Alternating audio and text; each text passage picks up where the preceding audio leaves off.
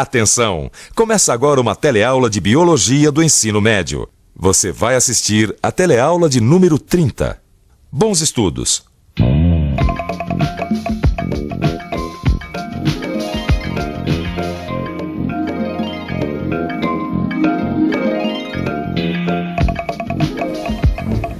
Ai, a Ju chega atrasado na aula. Eu não consegui achar meu agasalho. Ai, vambora, tá calor, vem. Mamãe fica uma fera quando a gente sai sem agasalho. Companheiro, por favor, diz uma coisa pra gente. Você costuma olhar o tempo antes de sair de casa? É bom sempre dar uma olhadinha, né? Só quando tá chovendo é que eu não saio. E essa roupa que você tá usando aí, você tá se sentindo confortável? Eu tô bem. Eu tirei a blusa, agora tá gostoso. Nem frio, nem calor. Blusinha por baixo da camiseta, tranquilo. Que eu saio de casa já preparado assim, tipo assim, pra sentir calor. E se o tempo muda? Pois é, essa história já virou até piada de mãe. Não tem um dia que a gente não sai de casa que ela não diga: e aí, meu filho, tá levando o agasalho? Todo mundo conhece a ladainha. Não vai pegar friagem, desse jeito você acaba pegando uma gripe. Mas será que existe algum fundamento científico para essa preocupação das mães? Bom, isso você vai ficar sabendo na teleaula de hoje. E vai aprender mais. Vai aprender qual é a temperatura do corpo humano, por que sentimos frio e calor, a influência da temperatura externa na temperatura interna, para que serve a pele, como os animais se defendem das mudanças de temperatura e por que os seres humanos precisam de agasalho. Ih, parece que esfriou um pouco.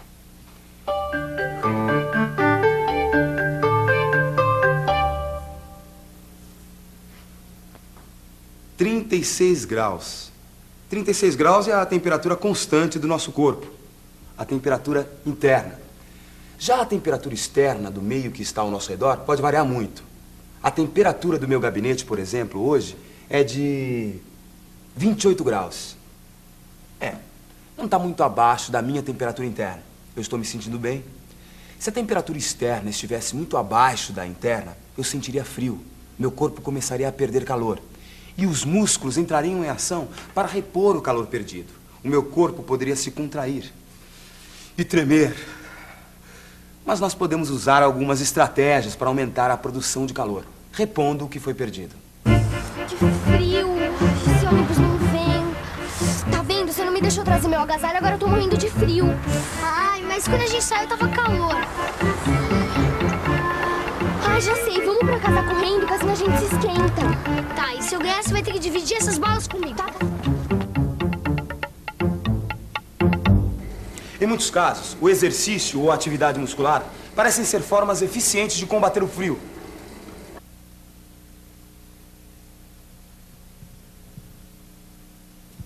Migo, tá com calor?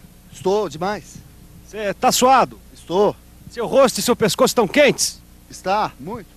Pois é, se a sua televisão for colorida, você vai perceber que eu tô com o rosto avermelhado, que eu tô ofegante, cansado e suando. Vamos ver por que isso acontece? Você viu na primeira teleaula que o músculo consome energia para poder funcionar. Mas uma parte dessa energia, em vez de ser aproveitada no trabalho do músculo, é liberada na forma de calor, aumentando a temperatura do corpo. Para entender melhor a relação corpo, calor, agasalho, observe esta toalha.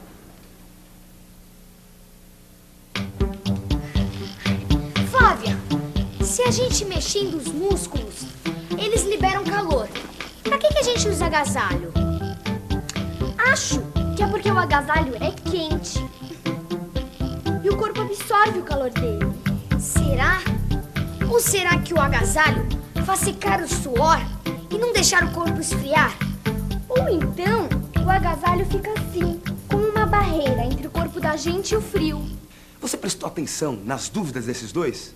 Para que serve o agasalho? Vamos dar uma olhada nas 3 ideias que eles tiveram. O agasalho: A.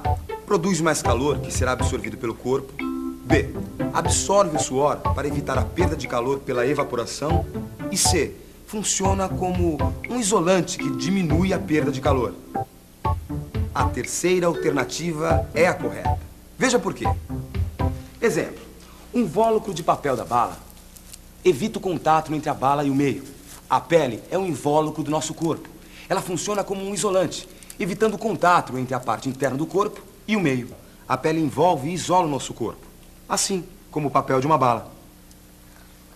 Mas a pele protege o corpo. Eu não entendo pra que usar agasalho. A pele é um tecido vivo, com propriedades particulares que nós não vamos estudar agora. No entanto, o sangue que passa pela pele pode trazer o calor que está no interior do corpo para a superfície, aumentando a perda. Veja como. Quando a temperatura do meio está próxima da temperatura do nosso corpo, os vasos sanguíneos que passam pela pele ficam dilatados. Uma parte do calor que o sangue transporta é liberada para o meio externo.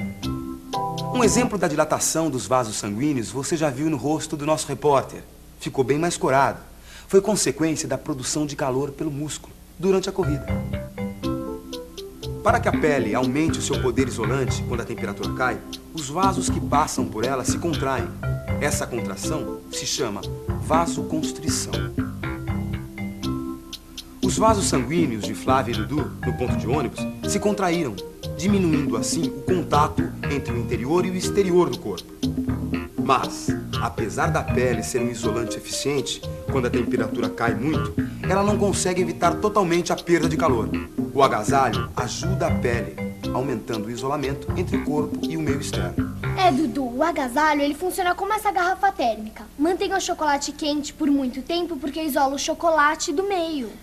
Ah, tá. Então, enquanto o chocolate está dentro da garrafa, ele não perde calor?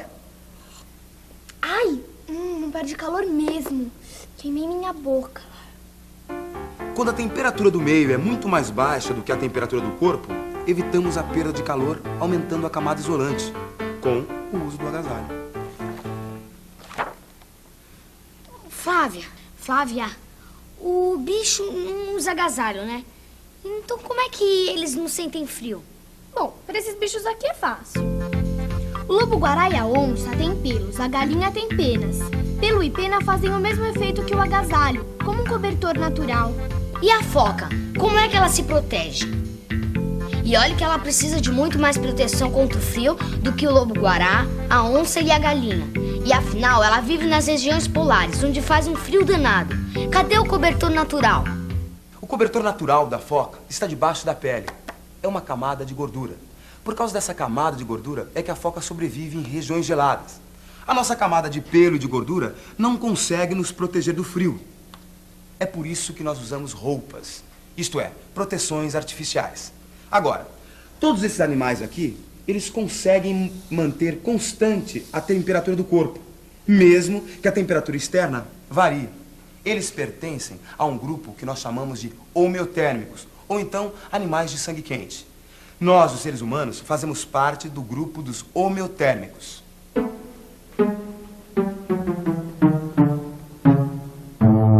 Se você pensa que me assusta com esse bichinho, tá muito enganada. Puxa, você tem sangue frio. Eu não, você não acabou de ver que eu pertenço ao grupo dos animais homeotérmicos? O meu sangue é quente, eu não tenho sangue de barata. Então quer dizer que a barata não pertence ao grupo dos homeotérmicos? A barata não pertence ao grupo dos homeotérmicos. Ela faz parte de um outro grupo, chamado de pecilotérmico. São os animais de sangue frio. Dê uma olhada nas diferenças entre os dois grupos.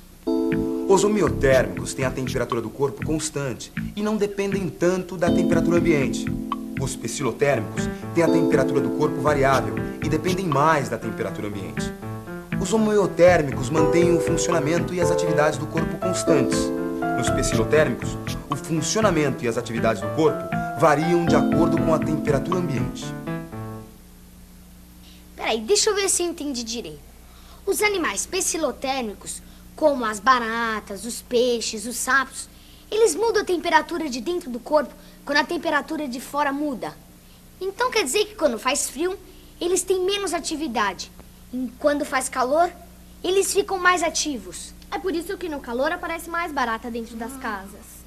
Mas os animais homeotérmicos, como a gente, a foca, coisa e tal, mantêm a temperatura de dentro do corpo mais ou menos igual. E é por isso que dá pra continuar as atividades sempre no mesmo ritmo. Ah, mas no calor eu sinto uma moleza.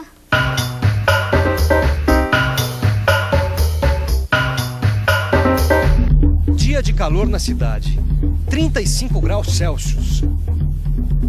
Essa é Patrícia. corpo de Patrícia produz calor constantemente através da atividade muscular e de outras reações químicas. Mas hoje, a temperatura do ambiente subiu. Então, o corpo de Patrícia está produzindo mais calor do que é preciso para manter sua temperatura interna. Patrícia fica corada, começa a suar, tira o agasalho e se abana. O meu rosto ficou vermelho porque os vasos da pele se dilataram. Assim, o calor do interior do corpo pôde chegar até a pele e ser eliminado. E o suor é um sistema de refrigeração. Quando a água do suor evapora, leva junto parte do calor do corpo. Eu estou me abanando para fazer com que o ar quente que está em volta de mim circule, dando lugar a um arzinho mais frio. Você reparou como Patrícia está mole e desanimada? É o corpo dizendo que ela deve diminuir a atividade muscular e diminuir a produção de calor. Ou então, procurar um ambiente mais fresco e arejado. Ufa, ainda bem que meu escritório tem ar-condicionado. Não tô aguentando toda essa roupa, não.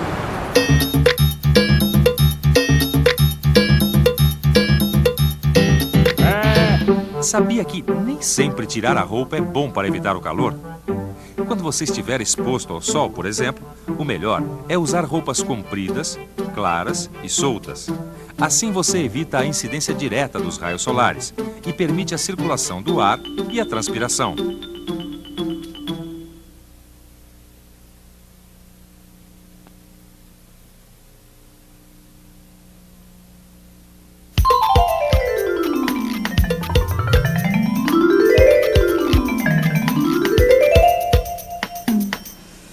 Quando eu cheguei aqui, o ar-condicionado estava ótimo, mas eu acho que a mudança de temperatura foi brusca demais. Tá me dando um frio agora. A mudança brusca de temperatura pegou o corpo de Patrícia de surpresa. Ela não teve tempo de se adaptar à nova situação.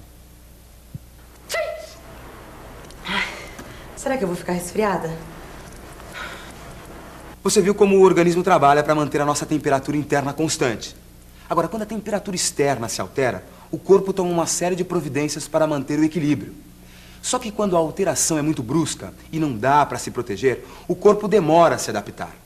Nesse intervalo entre a mudança de temperatura e a adaptação do corpo, o organismo fica vulnerável. É aí que um vírus pode aproveitar e se instalar. Por isso é que muitas vezes sair sem agasalho pode acabar facilitando a invasão do corpo por uma gripe ou um resfriado. E atenção, se liga aí que é hora da revisão. Na teleaula de hoje você aprendeu que a temperatura constante do nosso corpo é de 36 graus Celsius. Quando a temperatura externa está muito abaixo da temperatura interna, sentimos frio.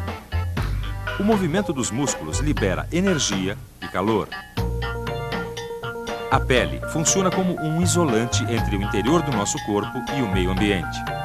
Os animais de sangue quente, como os seres humanos, pertencem ao grupo dos homeotérmicos. A temperatura interna dos animais pecilotérmicos varia mais de acordo com a temperatura externa. Quando a temperatura externa sobe, diminui a necessidade de calor para manter a temperatura do corpo. As mudanças bruscas de temperatura prejudicam o equilíbrio do nosso corpo.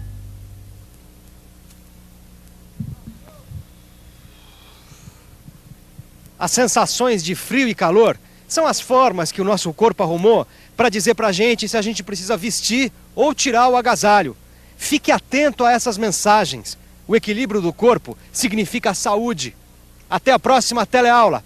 Ah, não se esqueça do casaquinho, hein?